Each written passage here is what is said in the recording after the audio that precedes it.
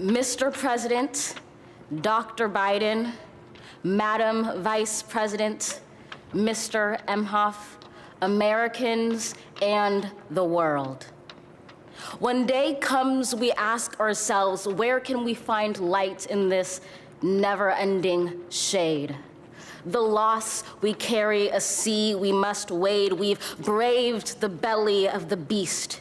We've learned that quiet isn't always peace, and the norms and notions of what just isn't always just is. And yet the dawn is ours before we knew it. Somehow we do it. Somehow we've weathered and witnessed a nation that isn't broken, but simply unfinished. We, the successors of a country and a time where a skinny black girl descended from slaves and raised by a single mother can dream of becoming president, only to find herself reciting for one. And yes, we are far from polished, far from pristine, but that doesn't mean we are striving to form a union that is perfect. We are striving to forge our union with purpose, to compose a country committed to all cultures, colors, characters, and conditions of man.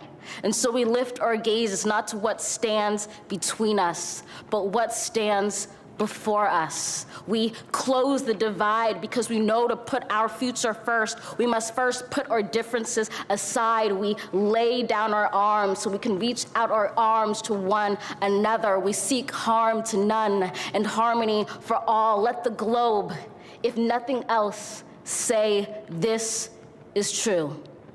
That even as we grieved, we grew, that even as we hurt, we hoped, that even as we tired, we tried, that we'll forever be tied together, victorious, not because we will never again know defeat, but because we will never again sow division. Scripture tells us to envision that everyone shall sit under their own vine and fig tree, and no one shall make them afraid.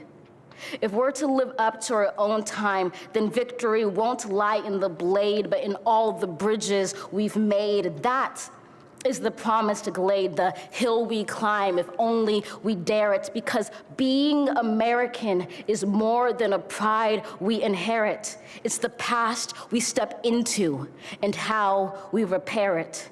We've seen a force that would shatter our nation rather than share it, would destroy our country if it meant delaying democracy. And this effort very nearly succeeded. But while democracy can be periodically delayed, it can never be permanently defeated. In this truth, in this faith we trust, for while we have our eyes on the future, history has its eyes on us. This is the era of just redemption. We feared it at its inception. We did not feel prepared to be the heirs of such a terrifying hour, but within it we found the power to author a new chapter, to offer hope and laughter to ourselves. So, while once we asked, how could we possibly prevail over catastrophe?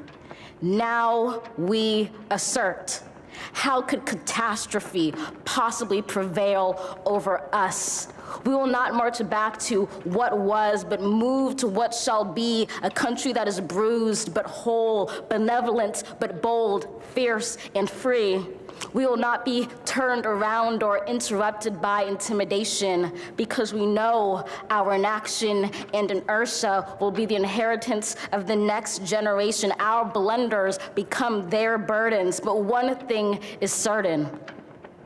If we merge mercy with might and might with right, then love becomes our legacy and change our children's birthright. So let us leave behind a country better than the one we were left. With every breath from my bronze-pounded chest, we will raise this wounded world into a wondrous one. We will rise from the gold-limbed hills of the West. We will rise from the wind-swept Northeast, where our forefathers first realized revolution. We will rise from the lake-rimmed cities of the Midwestern states. We will rise from the sun-baked South. We will rebuild, reconcile, and recover in every known nook of our nation, in every corner called our country. Our people, diverse and beautiful, will emerge battered and beautiful. When day comes, we step out of the shade of flame and unafraid. The new dawn blooms as we free it. For there is always light, if only we're brave enough to see it, if only we're brave enough to be it.